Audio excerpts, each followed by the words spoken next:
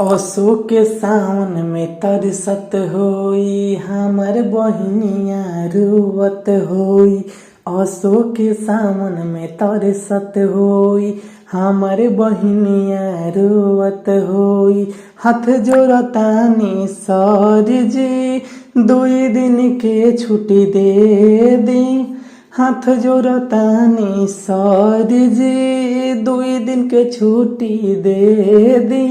जो हतिया घरे बहिनी रहिया नहीं जाइम त खानो न खाई उपास मर जाई।